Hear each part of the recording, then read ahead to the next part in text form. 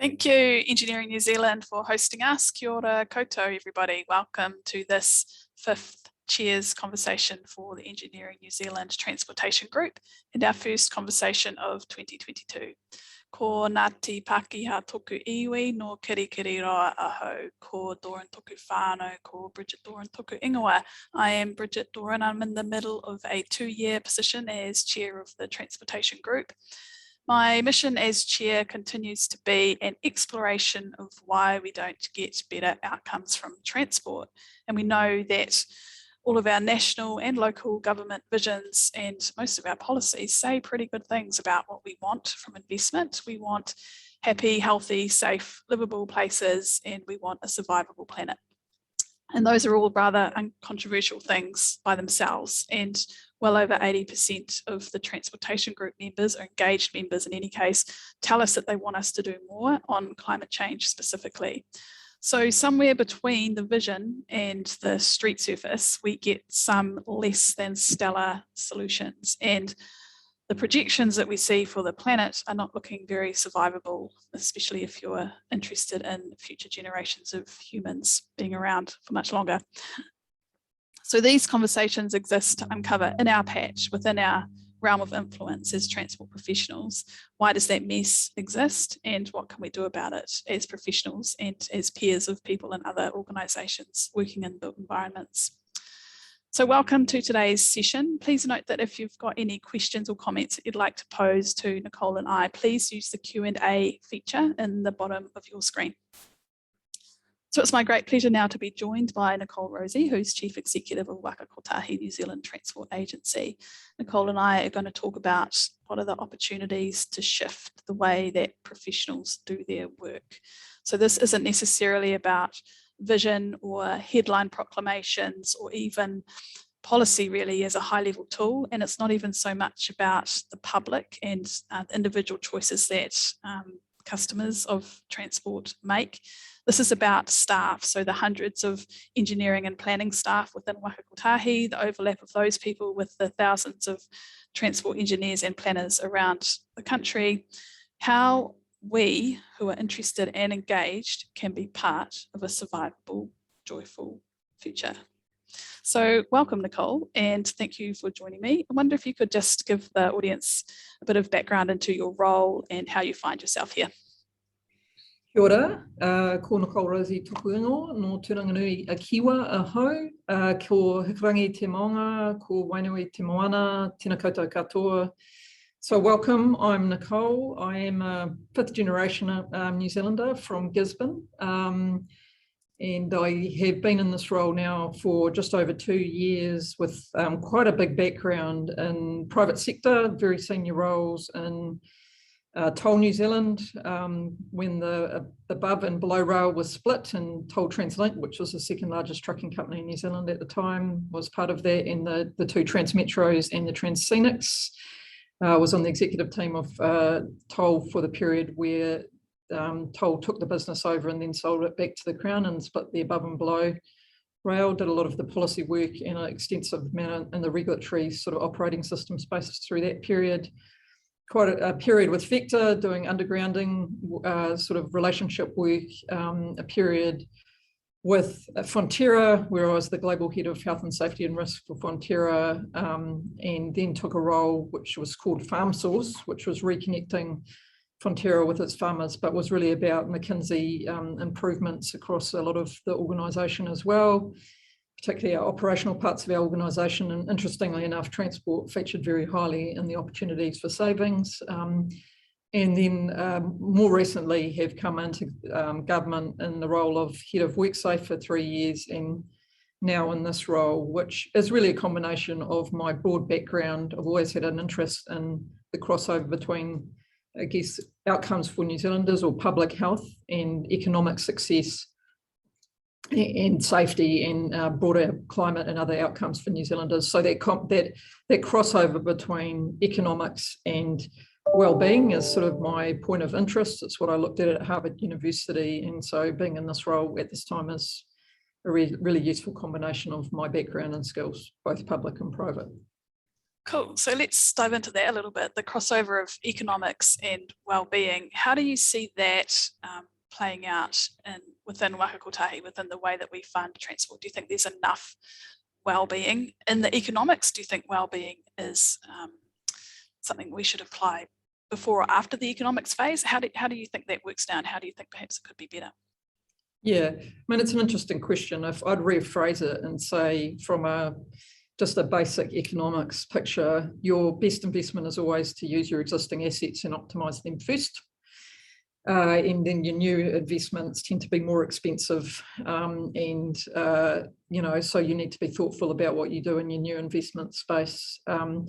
So I think the challenge always for New Zealand, and it is a real challenge, is that we've got small population, very, relatively wealthy in an all of the world sense, but not particularly wealthy compared to the countries we like to benchmark ourselves against. And so we've got very high aspirations for our networks and for transport outcomes, but very few people paying for those outcomes. In other words, our ability to pay is less than some of these other countries that have scale significantly higher than us. So I think we want all the well-being benefits of a well-developed transport service, but I don't think we necessarily want to pay for that. And I think that is one of the challenges for New Zealand, and it always will be, is our size and our population and what we would like to live like versus our ability to actually execute on that as a nation is quite challenging.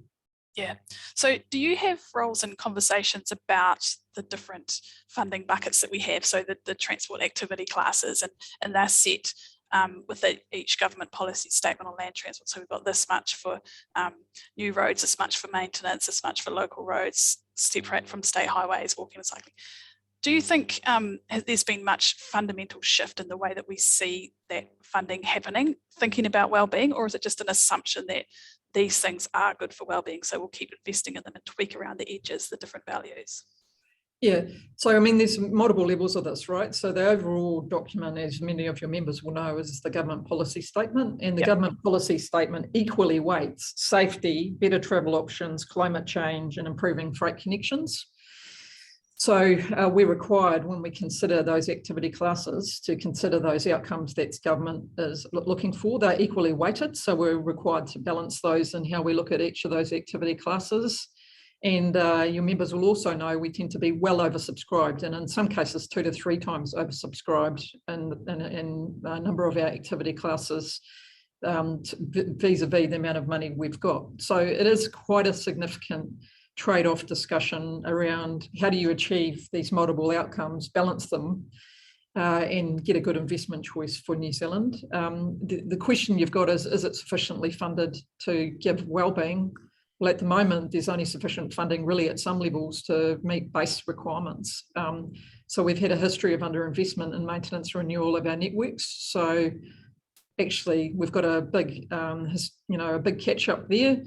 And we know that the ruck and fed that has traditionally been the funding source of the land transport system is no longer going to be the future funding source as we move to climate change, electric vehicles, and shift away from these traditional sources. So the answer is probably not, and that's one of the reasons why we need to look at how we fund this and how do we, make optimal investment choices into the future. But right now, the funding system is under real challenge, and I think that's been well canvassed publicly with Kotahi, requesting an additional debt facility to meet obligations under this NLTP. And requesting that and getting that from government, we made it a condition that there would be a funding review to look at how we sustainably fund transport investment into the future in New Zealand, which is so. Yeah, so I agree, and I think everybody will see that that disruption is the word of the year almost. Things are changing really quickly. I've already decided that my son's new sport's going to be cycling because I'm not going to drive him anywhere and fill up my car. So that's about where the money comes from. But in terms of how the money's distributed, you've said we've got 4 main priorities the government has. 2 of those are safety and climate change, and all of these 4 need to be equally balanced. How does that transfer through into urban mobility? We talk a bit about, you've said we've got high aspirations for our networks as a country. What about the high aspirations we have for resilient local communities where safety and climate change, the shift that needs to happen to make those local communities resilient in terms of being able to walk and bike safely, which is a climate change outcome. How do we really shift the huge imbalance in how that funding is distributed to get those outcomes at a local level? Yeah, well, just to be really clear, I think people already know this, but there's 11 or 12 activity classes. We don't set the amount of money in those activity classes. That's set by the government, and they also set the bottom and top ranges within it. Yep. So there is a walking and cycling activity class, there's a public transport activity class, and we are, required to operate within the top and the bottom of the range. And as I said, they're heavily oversubscribed. Yep. So therefore we can't do everything that New Zealand would like us to do. So that's the first point. The second point, and I think it's a really important point, when you consider the funding review, we currently get funding for our land transport system through your road user charges or your FED, so your charges on fuel. So, I mean, what we're increasingly doing with the way that the GPS is now set and the land transport system funding is set is allocating that money towards walking and cycling, public transport, coastal shipping, other types of transport. So this is another reason the funding model needs a look, because the people funding the system are not necessarily arguably getting the benefit from the system in terms of those alternate transport modes. And I know there'll be counter arguments to that in the sense that everybody who cycles often has a car, and the same with walking and cycling. But the reality of the system is it doesn't really fund itself in the sense of all of these new investments that we need. So your question about social mobility, urban form, those are really interesting questions. Every part of New Zealand that is urban intensified, and I would say every city, is looking for increased investment in walking, cycling and public transport. There is insufficient money to meet all those demands at present, and there isn't sufficient money in the NLTP to fund what would be a conversion of all of those parts of New Zealand to have really genuine options for public transport, walking and cycling. So again, it's a long way of saying, therefore you have to prioritise. That prioritisation tends to be moving towards urban centres, large centres of urban growth and form, which is Auckland, Wellington, Christchurch, and a little bit the Golden Triangle. And that's where you're seeing a lot of the investment going. That's also where the government prioritised. So there's the first level of prioritisation within the GPS is towards those 4 outcomes: safety, better travel options, climate change, and improving freight connections. The second level is the government has specified what we have to prioritise investment in. And they've talked about ATAP, which is the Auckland Transport Plan. Let's get Wellington moving, rail investment, ARNIP. And the last one is just improving freight. Yep. So within those activity classes, though, there is a lot of money that goes into new and maintained roads. So there's a lot of overlap between the different activity classes in terms of outcomes, especially for wellbeing. Because if we're going to upgrade an intersection, for example, then that can be out of new road budget and capital expenditure. It's not necessarily a public transport or walking and cycling investment.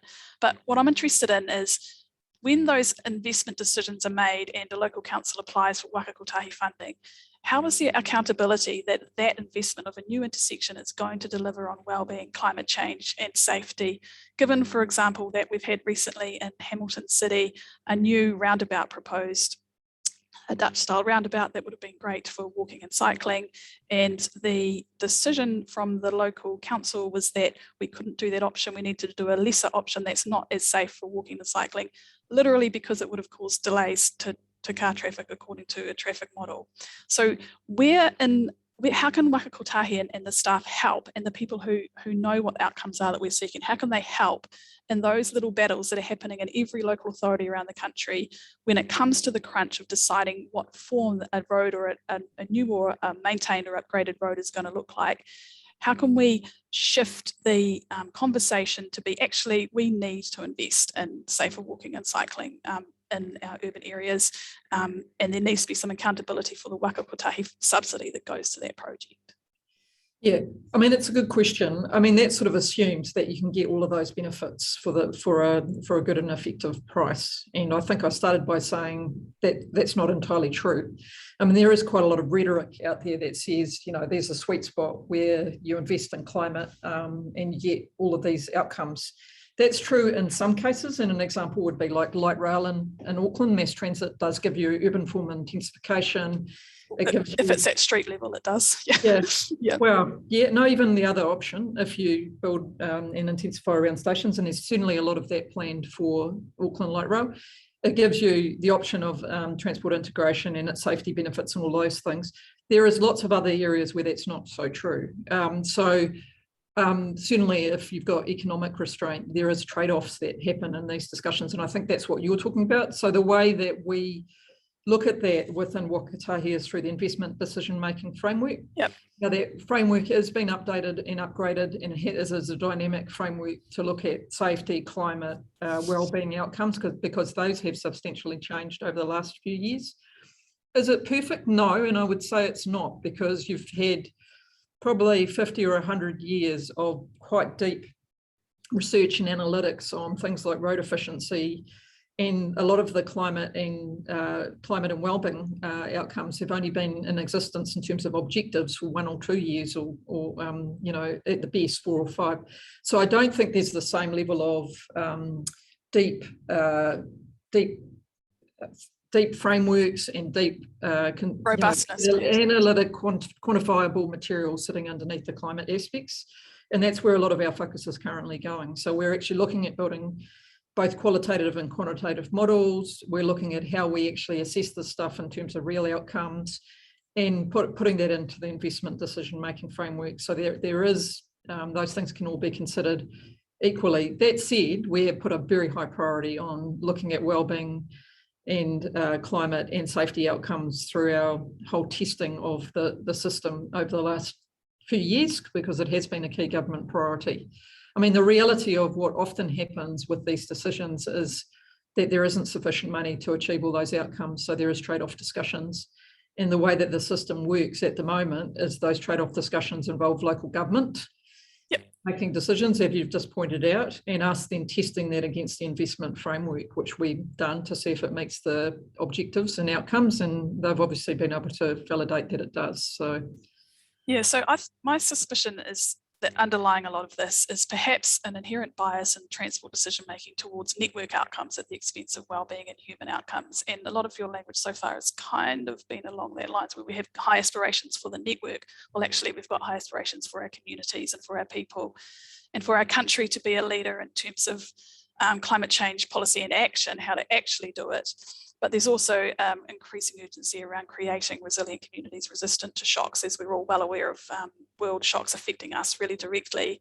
So do you think that there's an inherent bias in Waka Kotahi, where we've come from a trans fund and Transit New Zealand model, where the state highways and the traffic volumes and the traffic composition on those highways is kind of underpinning a lot of the thinking and the paradigm that's in the heads of people making these investment decisions? As you've said, they're well aware of how to measure road efficiency and to count traffic, but they're not at all familiar really with what well-being means when it comes to the built environment. So do you think there would ever be a case for separating out the state highways from urban mobility investment, for example, like quite distinctly?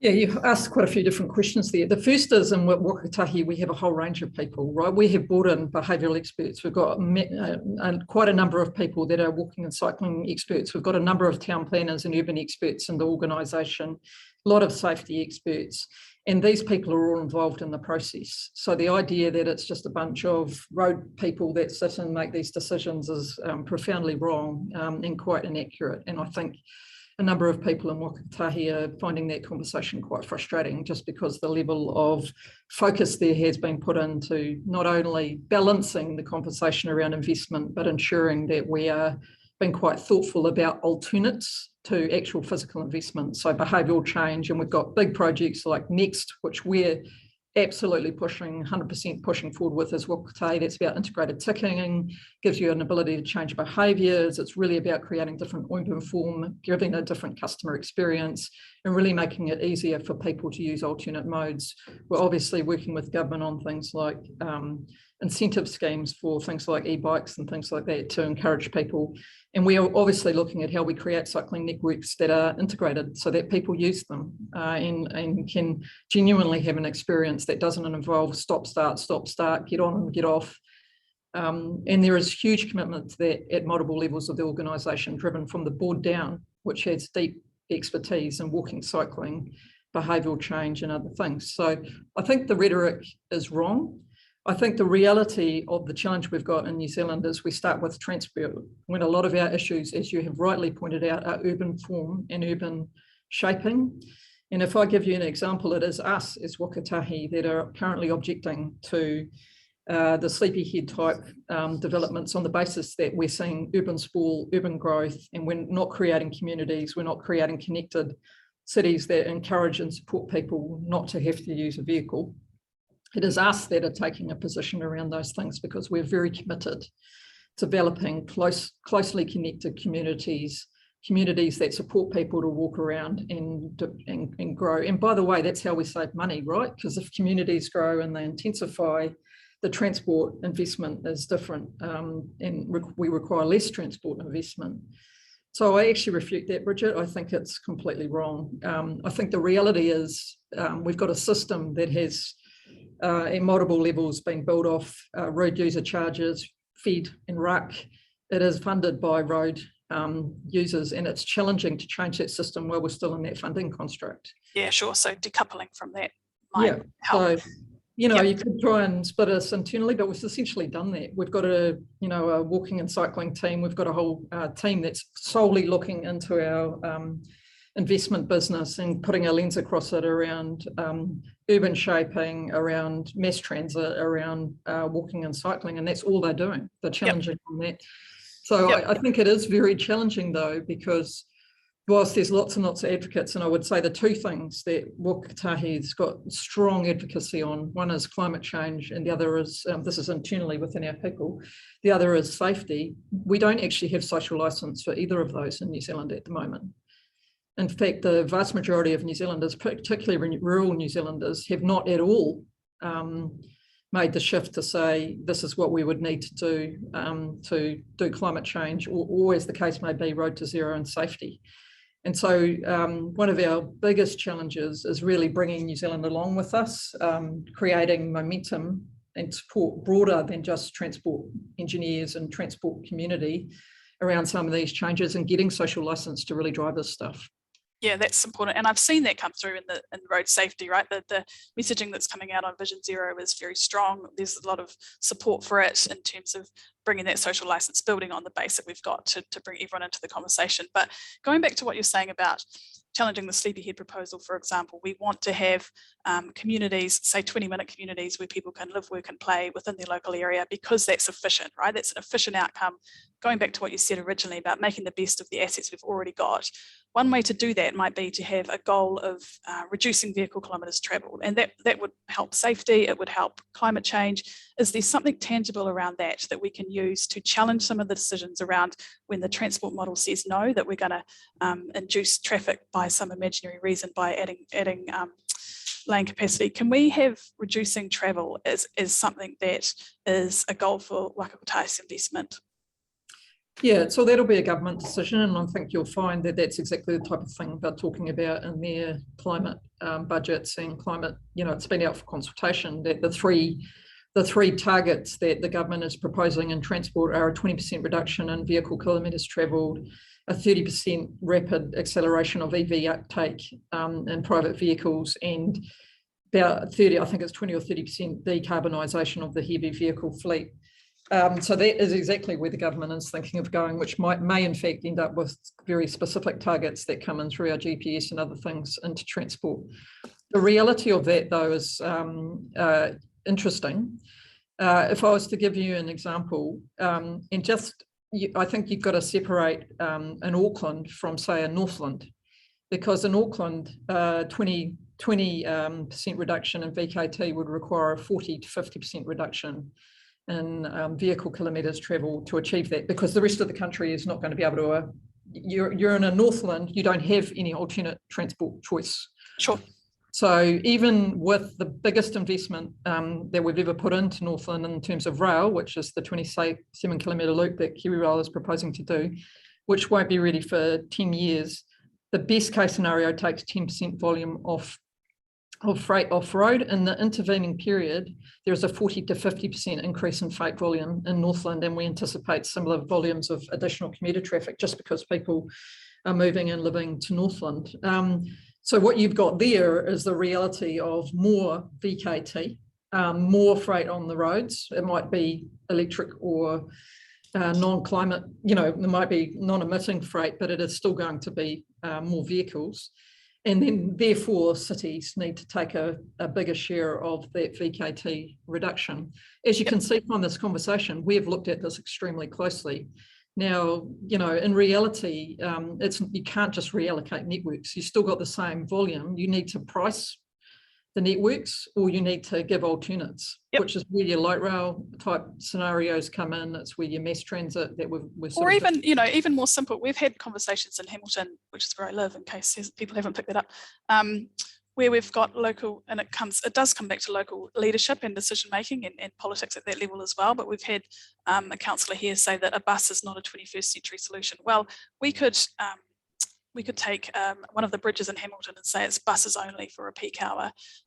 That kind of, I feel like our local authorities again need some more visible leadership to help support those conversations. If we're going to get mode shift in cities like Hamilton, where we don't have much rail, we've got buses, walking and cycling, and that's it. How do you see the local staff of Waka Kotahi being able to be leaders in those local conversations to help, because there's social license in terms of the community, and then there's elected members and staff also within local authorities. How can we upskill, because my interest, as I say, is in the profession itself, how can we upskill and support and advocate within the profession for those better local decisions, do you think? Yeah, so we're already doing that. And look, a number of the councils are leading on this. So Auckland set a very ambitious 30% reduction in VKT target. A number of the councils are deeply interested in how they get climate objectives. And we have our directors of regional relationships working very closely with councils on what they should be thinking about with climate. One of the key things we're doing at the moment is building a tool that councils can use so they can understand across walking and cycling, mass transit investment and other investments, rideshare, etc., how they might be able to change their climate picture by targeting towards some of those changes. And so we're actually building a tool that they can use to look at that. The reality, though, Bridget, is in order for some of those, pricing becomes a very critical tool. In order for some of which we don't currently have in New Zealand, in order for some of those to be successfully implemented by democratically elected, local government or MPs, they need to get social license. So they need more people in the community to understand it and be advocating for it. And they need to also understand the consequences of those decisions. And when that assessment is done on consequences, which we do very thoroughly, and we've analysed reallocation in many of our networks, the consequences are enormous. Often quite significant, enormous congestion and economic consequences for other road users. So there is a massive trade-off, which is not as simple as, should we push everyone to cycling and walking or put a bus along there? There is quite big implications on freight. There's quite big implication on other road users, which are quite big trade-off discussions that those, both locally, those politicians are considering, and then us at Waka Kotahi in the investment decision-making model are considering. And this is why I go back to where I started, which is that there's much easier decisions to make if you've got a range of alternatives already on the go or available, like pricing, like already mass transit is heavily invested in, like many of the large European cities, like there is already established walking and cycling. The challenge for New Zealand is we're behind on those investments relative to others in the world. So when we go to look at our ambition, which is more than most of those other countries in the world in terms of what they're looking for transport to deliver to climate outcomes, we have some really big challenges, big step changes that we have to invest in and change if we are. And behind that, you're unlikely through investment to get there. So you are going to be asking your average punter to make significant changes in their life, which is why I started with behavioural change. Because unless we bring New Zealanders along with us, they buy into this, they really want it. We as transport planners, transport engineers, and those of us trying to actively change the system towards a sustainable New Zealand will not be able to achieve the outcome we're after. Yeah, that's true. But those of us with degrees in cognitive psychology would say that you've got to change the system to change the people, because humans are wired to do the lazy thing, and thinking is not a lazy thing. It takes effort. So what about road pricing then? Have Waka Kotahi got conversations going on with the government about the power for that? Because we really don't have time with the rapidly changing climate to wait for 10, 20, 30 years for our cities to be transformed. But if we had effective road pricing, or even intelligent speed adaptation, where speeds are enforced to the actual limit, if we had that, then we could create default 30-kilometre limits around all our towns and cities, and instantly we've got more walkable, cyclable local street networks. What are the conversations going on between the likes of senior people at Waka Kotahi and the Ministry of Transport, and even Ministry for the Environment and Health, around those real paradigm shifting things that we need? Because at the moment, it feels like we're all saying that it's really hard and we're trying our best and we're walking away from the tsunami that's going to swamp us unless we actually sprint and fundamentally shift the way that we invest in all of these things, or else we're just going to be drowning. What's going on at that high level of government in terms of senior leaders talking about real paradigm shifts? Yeah, look, the pricing issue is well known. So the Climate Commission has recommended that's a key lever. Infrastructure Commission has advocated it as probably the most important lever. And our minister did a bipartisan subcommittee review of pricing in the last year, and obviously MOT and Waka Kotahi through our climate documents have strongly advocated that's a critical tool in the toolkit. So there's no question that at a political level it's well understood that pricing is a tool, as a key tool in the toolkit to move towards climate change. I think the real question is, how do we do that in New Zealand? And I think certainly from a political level, equity issues are a really significant issue with pricing. It tends to affect people that have the least ability to pay more. Road pricing does. So we anticipate that there will be a lot more activity in that space. I think Auckland has been asked to look at a pricing pilot or a pricing change, and Wellington's very keen to do the same. But it is likely to take a few years, 4 or 5. Yep. For that to flow through, and we're absolutely advocating for it. It's an absolutely critical tool. On the safety side, which you've talked about, absolutely, eRUC, these types of tools, even our safety camera program, they're all looking at how we digitise and manage some of these things in a different way. There isn't yet the enabling environment in New Zealand to support some of those. What do you mean? What do you mean by that, the enabling environment? We cannot put in a digital eRUC system under our legislation in New Zealand, for example. Legislation? So we could just change the legislation? Yep, we could. Okay. So is there, that's what I mean about this interaction, because it's getting pretty urgent. So what is the level of interaction, or is Waka Kotahi, quite separate from politics at that level of, well, we could do this really effective thing, but we can't because the law. So where does that stop? Are there people having those conversations? All the time. So we sit at the interface between what I would call government big P policy, so ministers and ministries driving the government's political agenda. We then are looking at the operational implications of that, and also reporting back to say, hey, you want safety, these are the things we would recommend you do. Yep. Enable safety cameras, enable demerit points, enable digitised RUC, enable higher penalties, etc. Yep.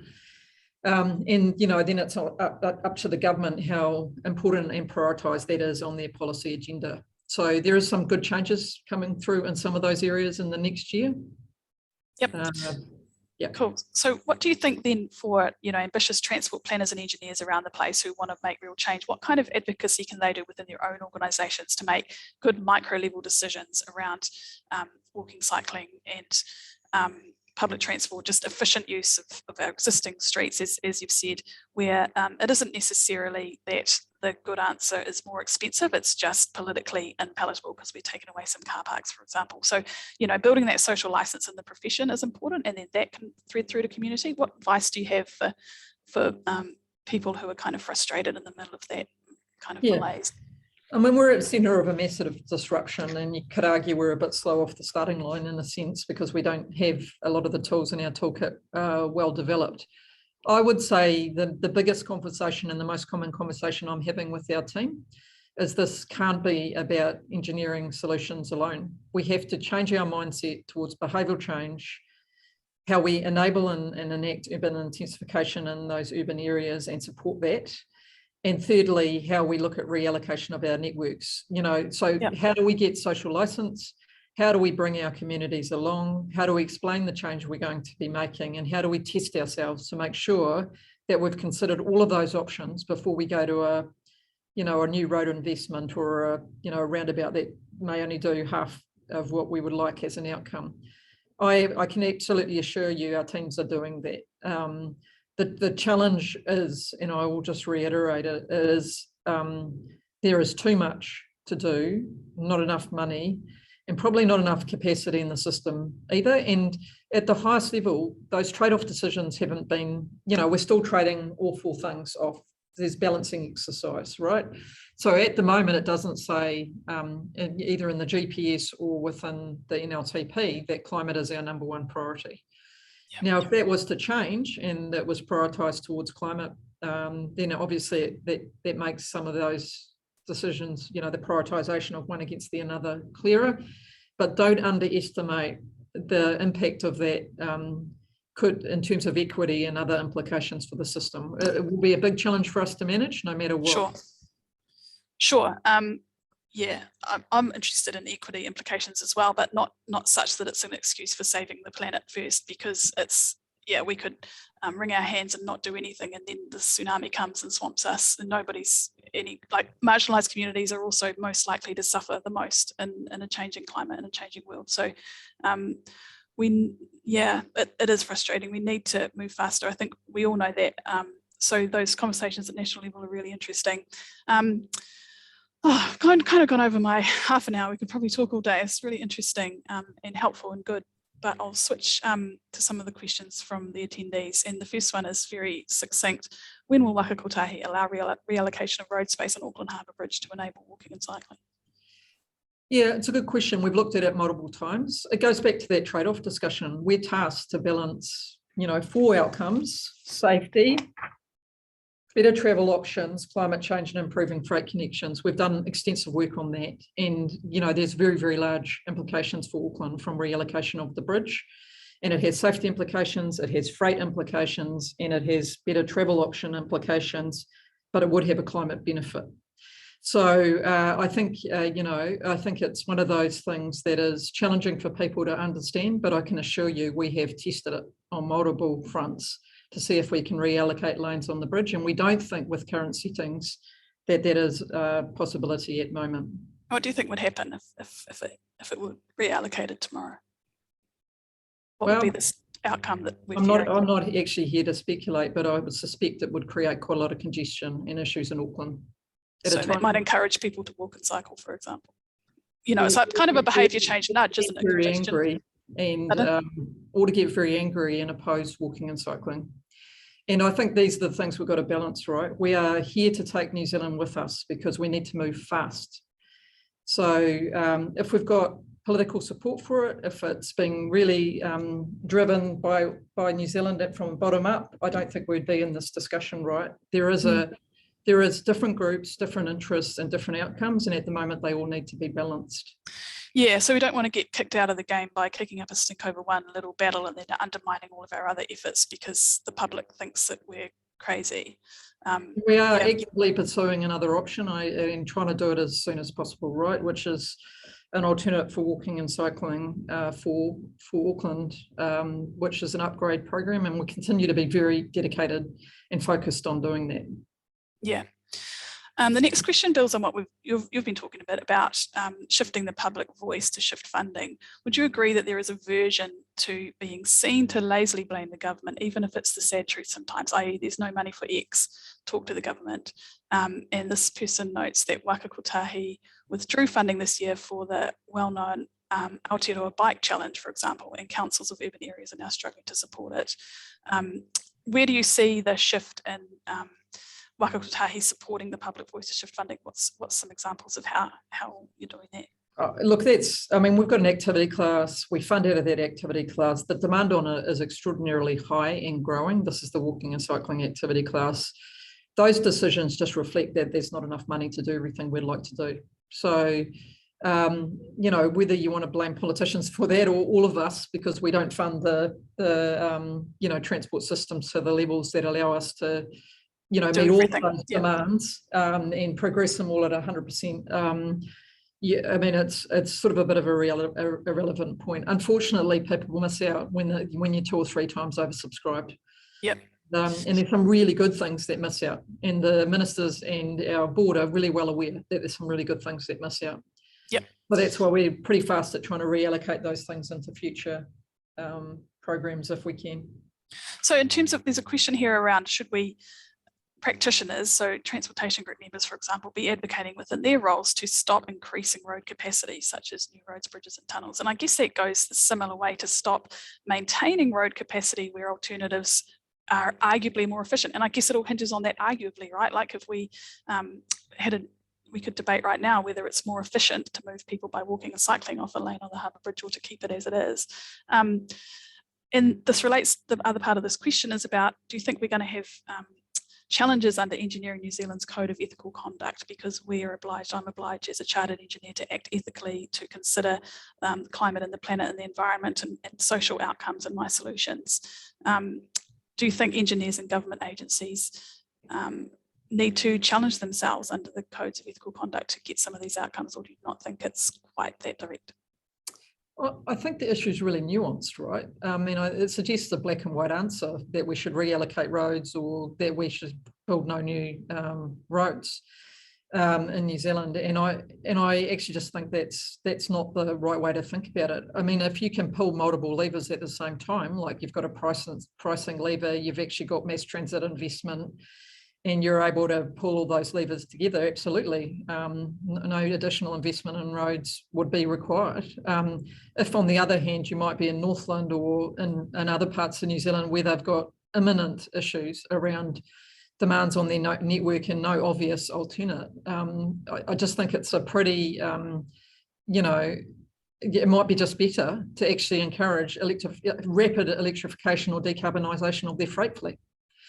And actually that might be the fastest and most cost-effective way to get a climate outcome for New Zealand, rather than necessarily congesting the road and slowing down all activity. So I think it's a very nuanced answer, and that's the level of sophistication we're having to put across all of our projects, to sort of say, what are all the potential scenarios here, and what are the trade-offs, and what would we need to not be in place for this to be successful?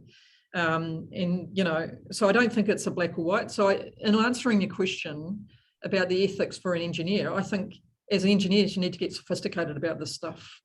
We need to get a lot better understanding behavioural change, pricing, trade-off discussions. That's the challenge I've been putting into our frontline infrastructure team. No longer is it okay just to use the same traditional contract as the traditional thinking. We need to have fresh thinking, fresh ideas, and we need to challenge them all up front. And that includes you as engineers growing your capability and knowledge in some of these spaces. It's not wrong to be a roading engineer. It's actually a really critical skill. We need really good roads in New Zealand. That's where the electric buses, that's where the decarbonised freight will go. They will continue to be really critical infrastructure for New Zealand. Sure. So bearing in mind that we want to be sophisticated and use the best tools and models, a lot of us in the profession are increasingly concerned about the over-reliance on traffic models, given that we know that assumptions in traffic models about congestion and queuing and the lengths that people will go to stay on a road are often overblown. There's a comment here that says that there are examples all over the world where road reallocation has either not affected traffic or improved it, so allocation away from car traffic, despite dire predictions from the models. And there have been several papers at our transportation group conference over the last decade saying that post hoc analyses of roads have not delivered capacity improvements where they've added lanes, and they've not delivered congestion disaster when they've taken it away.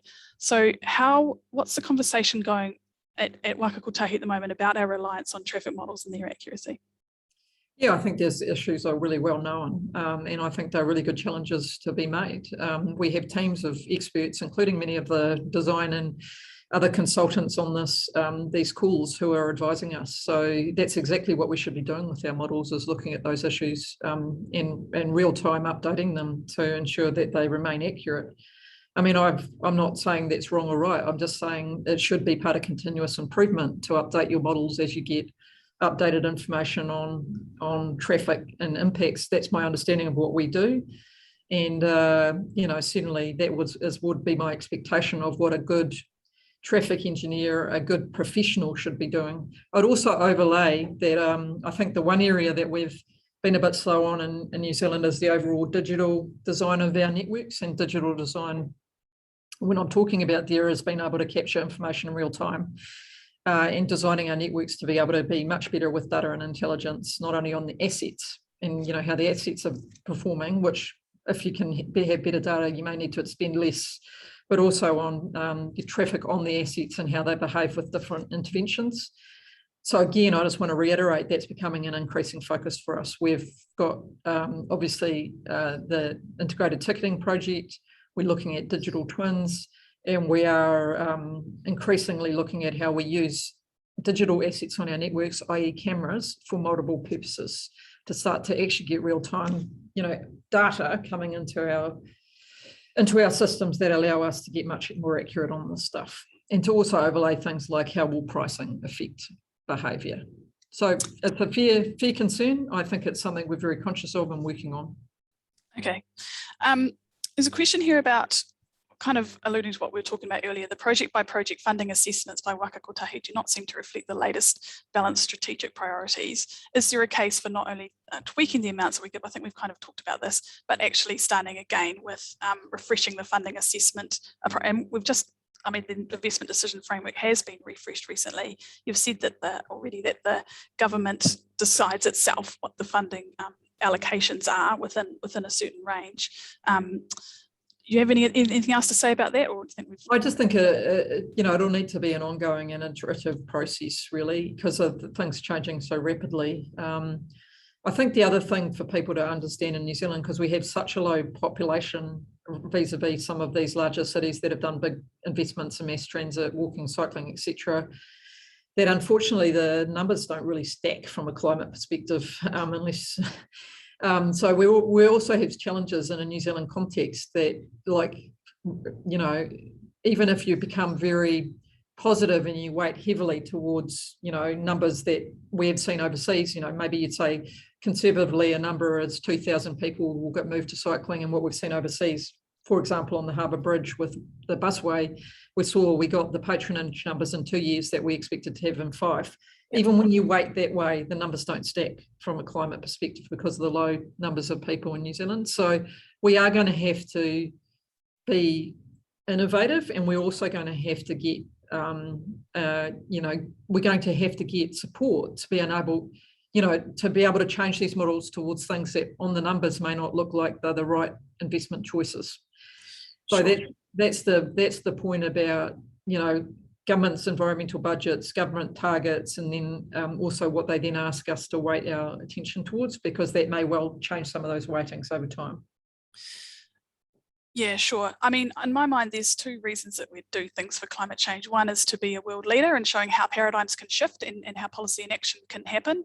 And the other one is to create resilient communities for when the climate has changed and we've got much more humid, hotter, less easy places to live. So neither of those are actually about reducing our emissions for its own sake. It's about leading internationally and creating resilient communities. So there's a question here that says, as a follow-up to what we've talked about, would investment move on from not precluding to staging towards a vision? So transport projects predominantly focus on transportation only, don't usually articulate any vision for the communities or places they live where the projects impact. And I'll just add that notwithstanding, we've had some great innovating streets projects where they are really community-centric, but they're only a pretty small proportion of the overall pot.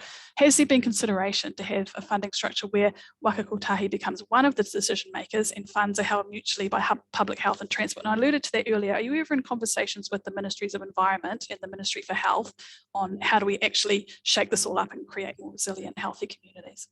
Yeah, I think that's where with climate budgets and climate funding, you're going to see things move to an all-of system, and even the RMA, which is looking at urban plans, basically integrating modes. I think that is the intention of where government would like to go. It's also what we've started to do on steroids, I guess, in Kotahi. We're partnering with Kāinga Ora, we're working very closely with Kiwi Rail, And we've seen urban form shaping as a critical enabler. So, much more capability built in the urban space, urban form shaping and innovating streets, just one example. We've got a lot of work happening in the policy space with HUD, with Kaingaora, and we are in the Ministry of Health working groups on multiple fronts. So, yes. Can you give us an example of that? I'm just particularly interested in health. What's a Ministry of Health working group that you know of? Ministry of Health is in the environmental working group, so the environmental climate working group that has been looking at what we're doing with climate budgets, that has the Ministry of Health involved in that. We've also got actually justice in health, just as an aside, working on a partnership on licensing for groups that are otherwise not in the licensing system in New Zealand. So that's probably even more of a urban shaping sort of resilience issue for New Zealand, which is the people that are not able to access driver's licensing for a whole range of reasons, end up being disproportionately more likely to enter the justice system, have health impacts, end up on social welfare in New Zealand. So there's a project been led by Kane from our side where we're targeting 2 pilots in both Gisborne, Tarawhiti and Northland to look at how we license that unlicensed group. So, we're very conscious of the need, and that's actually only been done in the last 2 years, largely as a result of me coming in and saying, if you're not in the licensing system, it's not a good thing. If you move to a risk-based regulatory environment, those are the people we most want to get into the system. And that's why we're moving in that area. But those are just 2 examples. But there's lots of examples where government is now starting to join up at that level. The challenge, though, of course, is the structures below that are not joined up yet. So this is your RMA reform. This is your, in particular, but your local government reforms. These are all the areas that, if they all come together, should result in that outcome, or at least the government's indicating that's what they're interested in.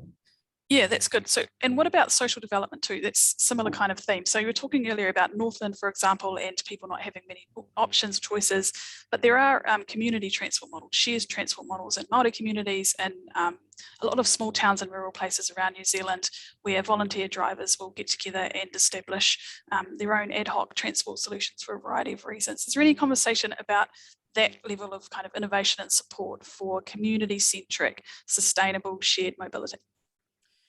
Yeah, I mean, I would answer that in 2 ways. One is obviously in the regional planning construct. We've absolutely, through our new regional teams, been encouraging and driving actually any sort of local Māori iwi or any social initiatives into the planning construct of your RLTPs, because often they don't even know how those processes work. So as we work with those communities, we've really supported and encouraged those people to come in through those processes. But there's other avenues as well. We've now got an innovation fund, which is going out at the moment, that anybody can bid into, and we're being encouraging iwi and Māori groups to particularly if they're interested to come into that. And we've got other areas like innovating streets where good local initiatives can be sort of funded to trial different ways of working. And then you've got your regulatory side where we're doing some targeted sort of trials as well. So I think the answer is yes. I think don't underestimate the complexity of, it's not easy to fund those things. It should be easier, but it's not easy to fund those things when they're in a construct that requires those types of investments to be balanced across safety, better travel options, climate change, and improve.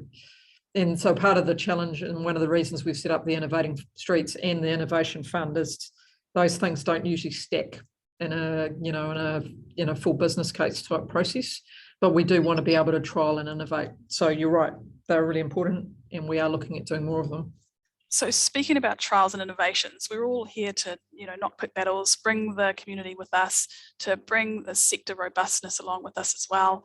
What about the option then of a trial of walking and cycling on the Harbour Bridge, for example, as a trial to test whether these models and assumptions and the chaos that it's going to unleash on the driving public of Auckland, whether it actually pans out and setting KPIs? What's stopping us doing a trial on Auckland Harbour Bridge? Well, it's been considered by our board on multiple occasions, and it's been decided we won't be considering a trial on the Auckland Harbour Bridge because we've balanced those 4 things.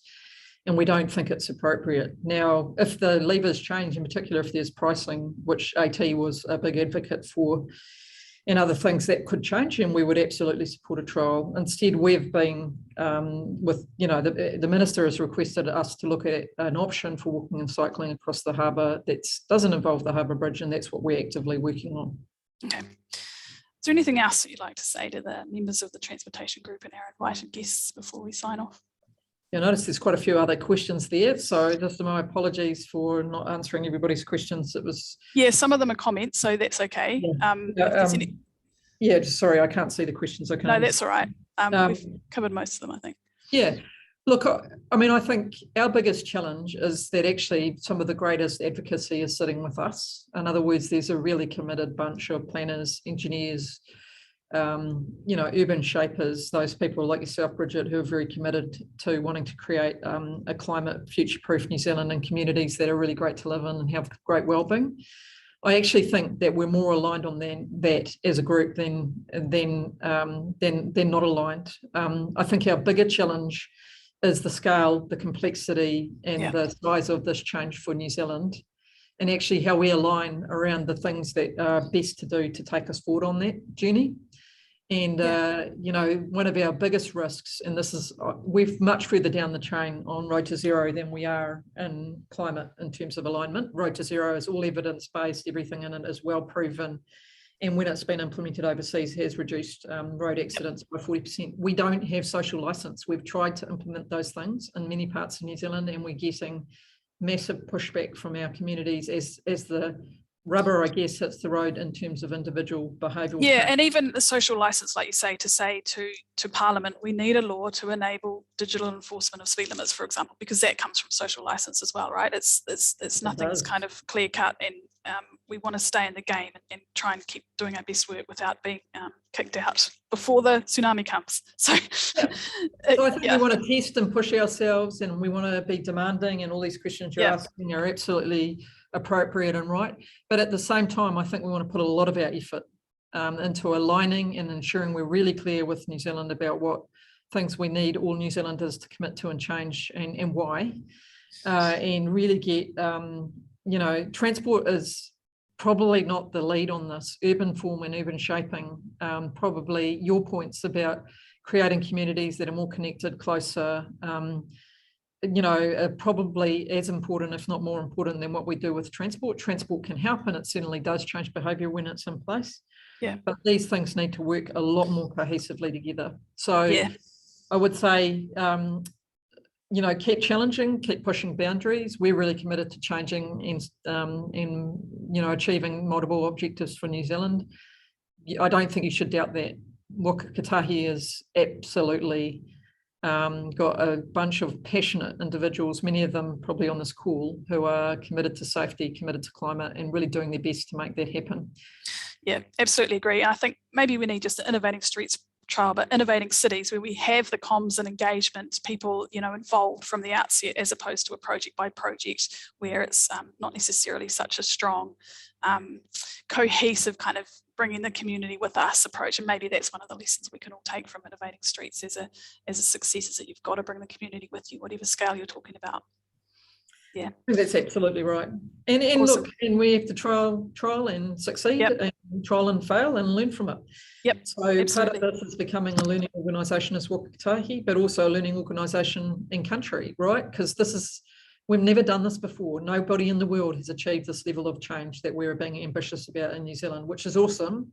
We will be world leading, but it means we'll also get things wrong along the way. So, we've got to be willing to take risks. And we've got to be willing to push boundaries, but also we don't want to lose our momentum and traction along the way. Absolutely so thanks for the opportunity, Bridget. Really appreciate it.